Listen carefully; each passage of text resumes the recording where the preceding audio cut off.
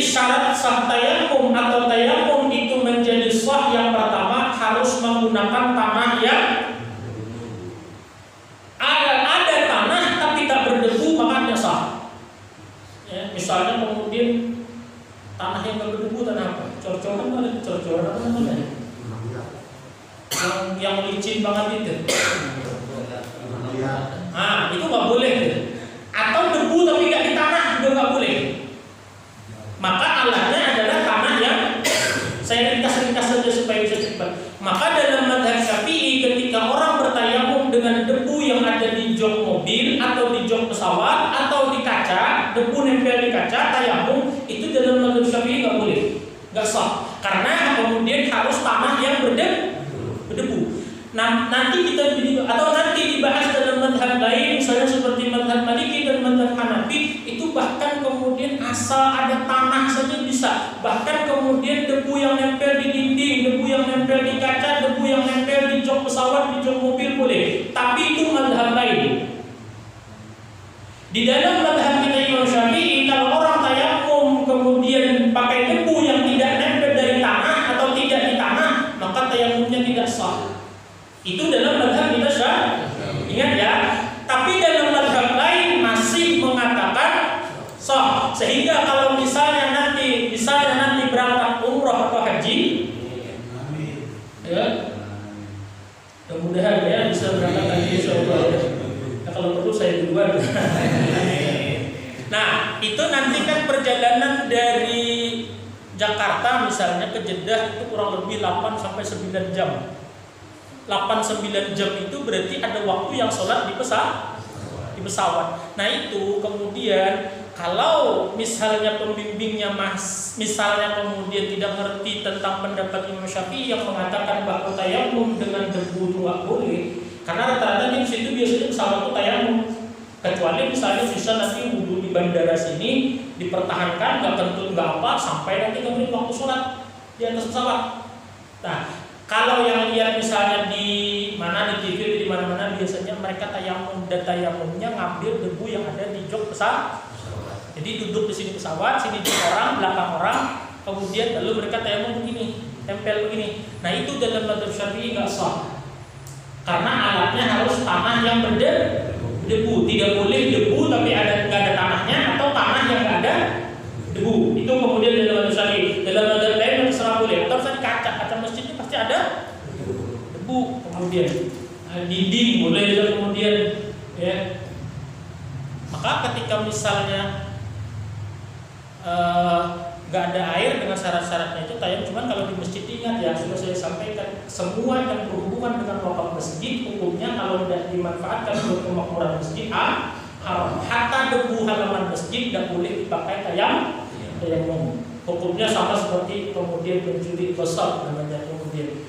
Nah, misalnya di dinding rumah, di kaca rumah atau di kaca rumah sakit, di dinding rumah sakit, misalnya lagi sakit, nggak bisa wudhu, tayamum, lalu kemudian ngambil di dinding, kemudian sah dalam mazhab Syafi'i sah. Maka itu kemudian ada sebagian orang yang mereka paham ilmunya ketika mereka berangkat umrah atau haji, mereka bawa tanah sedikit dibungkus dalam kain sapu tangan atau dibungkus dalam koran, kemudian surat kabar, kemudian nanti begitu mau wudhu di pesawat, mau tayamum di pesawat, di belakang kursi pesawat itu kan ada meja kecil deh. Bodoh amat kata mereka. Masya Allah. Bayangin pernah naik pesawat. Ya kan di belakang jok orang kan ada bisa dibuka tuh jadi meja kecil gitu kan. Nah itu bisa diambil tanah taruh situ sapu tangan diginiin bisa tayamum. Itu yang sah dalam mazhab Syafi'i. Siapa tahu kemudian ada rezeki kemudian dia dibayar siapa kalau umroh ya kan. Cuman rata-rata itu pasti disuruhnya tayamumnya pakai debu yang di belakang jok. Itu dalam mazhab Syafi'i nggak sah. Itu dalam mazhab Syafi'i kemudian tidak boleh karena alatnya seperti itu. Nah itu syarat yang pertama. Saya bahas ringkas-ringkas saja. Yang kedua kemudian tanahnya harus suci. Ya benar. Kalau misalnya tanah kemudian ada kotoran kambing atau sapi itu tayamum di situ. Ya pikirkan aja sendiri ya kan. Berarti alat yang pertama alatnya adalah tanah yang berdebu. Yang kedua tanahnya harus suci. Yang ketiga kemudian tanahnya atau debunya tadi bukan mustakmal. Nah Ini salah paham orang banyak nih. Kalau kemudian ini misalnya debu, misalnya debu pak diambil untuk tayamum, ya kan? Diambil dipakai untuk tayamum, diusapkan kemudian selesai tayamum satu orang, datang yang lain, boleh nggak ngambil di sini lagi? Hah? Nggak boleh. Kenapa nggak boleh? Nah, orang nyebut mustakmal ini padahal enggak. Ini yang salah nih. Sama kayak air, makanya itu kalau ngaji itu benar-benar kemudian dari guru yang benar-benar. Jadi dikatakan mustakmal itu bukan yang di sini. Ketika di sini diambil lalu ditempelkan ke muka, maka yang mustakmal itu adalah debu yang sisa di sini sama debu yang jatuh yang rontok dari muka. Yang di sini kapan pun nggak akan mustakmal. Nah ini salahnya orang nih, sama kayak air kan? Sama kayak air. Jadi salahnya orang paham itu karena kemudian ya maaf ya kemudian ya ini kali apa namanya dulu pondoknya melibut aja otaknya kan. Jadi kan kelar-kelar urusannya. Arti mustakmal itu adalah yang sudah dipakai bersuci dan terpisah dari anggota yang dibasuh atau diusap ketika tayamum dan jumlahnya sedikit, itu mustakmal. Kalau air sedikit. Nah, misalnya air ini kita kobok bahasa sini apa? Nah, tak kobok begini, lalu saya usapkan ke muka, ini mah mustakmal nggak? Enggak, walaupun cuma sedikit. Yang mustakmal itu adalah yang jatuh dari wajah saya, mustakmal, sama yang sisa di tangan saya ini. Itu yang mustakmal. Kalau ini kemudian nggak mustakmal, kecuali ini bercampur dengan tetesan yang dari wajah saya, bisa jadi mustakmal. Tapi itu pun perlu pembahasan khusus. Tidak bisa dihukumi langsung mustakmal, nggak bisa. Nah ini kemudian ngaji itu benar-benar. Jadi debu ini misalnya bahasa kasarnya, ada satu debu ini buat berapa orang boleh. Jadi ketika satu bak angkat sini kemudian usapkan wajah, nanti dipraktekkan tayamumnya.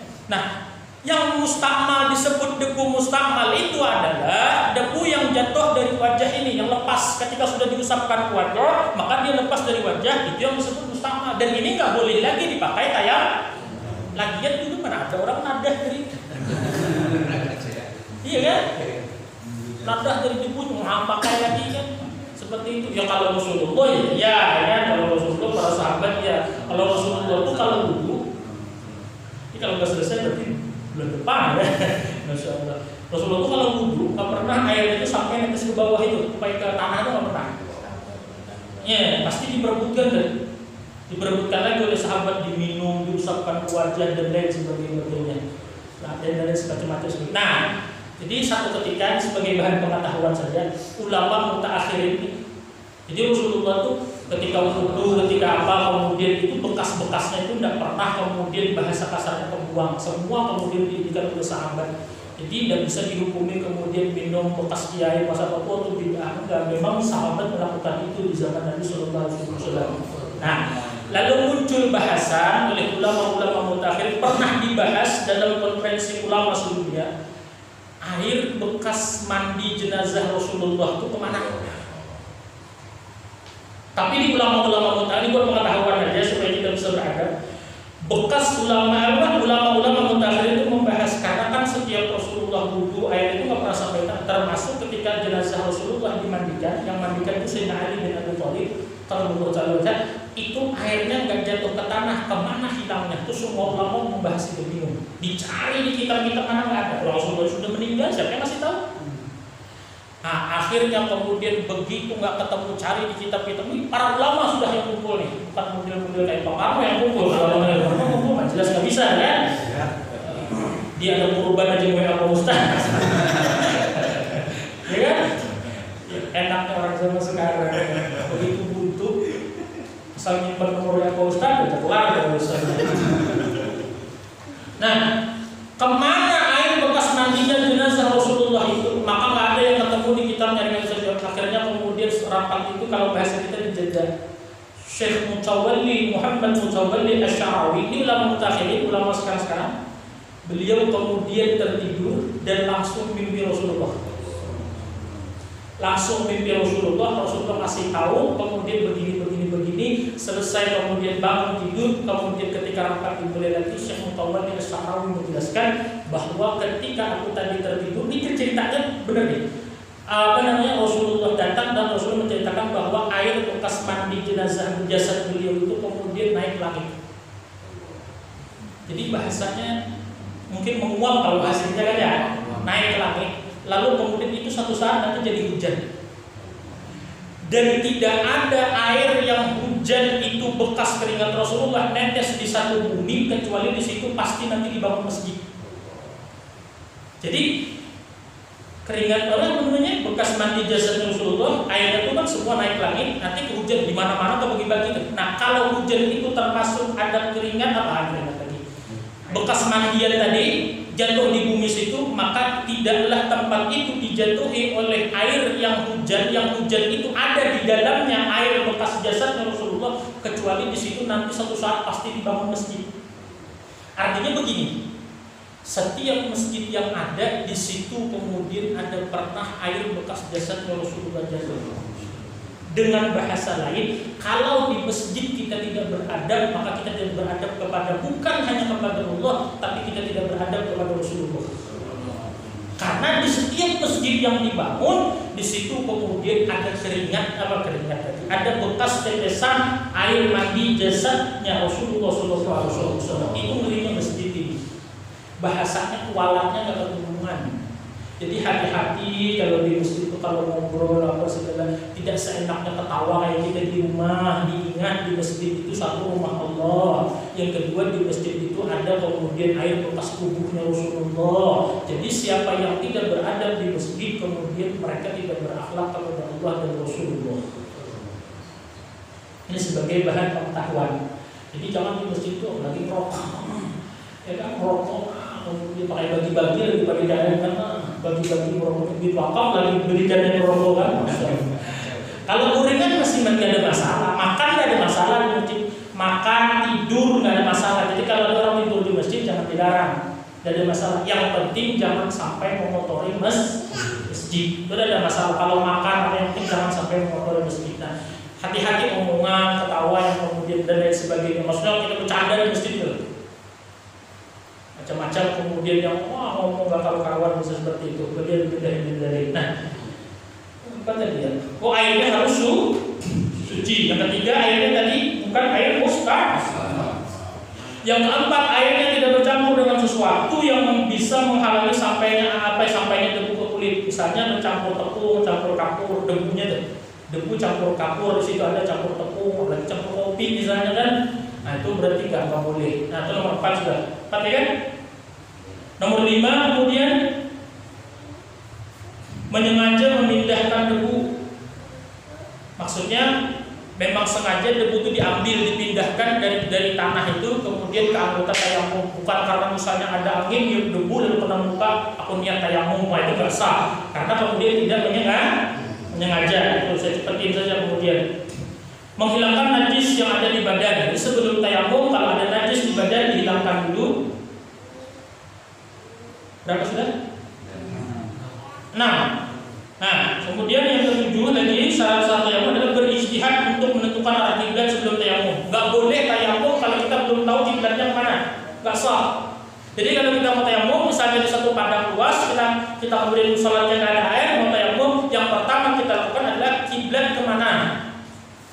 Jadi berijtihad menentukan kiblat dulu baru boleh bertayamum. Itu berikutnya kemudian nomor 8. Nomor 9, bertayamum baru sah kalau sudah masuk waktu sholat. Nah ini diantaranya bedanya dengan wudu.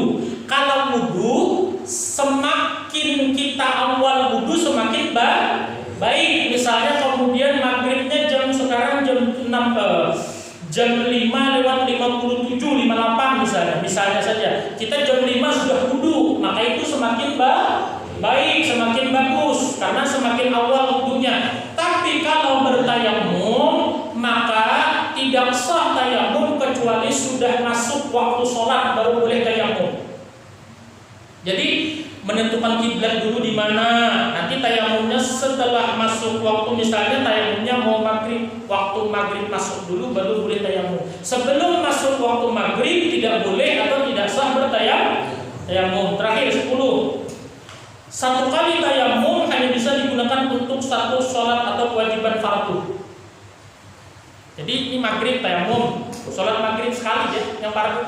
Nanti begitu isya, walaupun nggak batal tayamumnya, tidak boleh dipakai maghrib dan isya dengan satu tayamum. Ya, isya walaupun belum batal, maka kemudian tayamum lagi seperti itu. Tapi kalau yang sunnah berapapun banyaknya boleh. Misalnya kemudian baca Quran, tayamum buat niat baca Quran, tayamum. Habis itu tayamum baca Quran, itu mengerjakan yang sunnah apalagi misalnya dengan satu tayamum itu boleh. Tapi ketika kemudian yang wajib hanya untuk satu kali.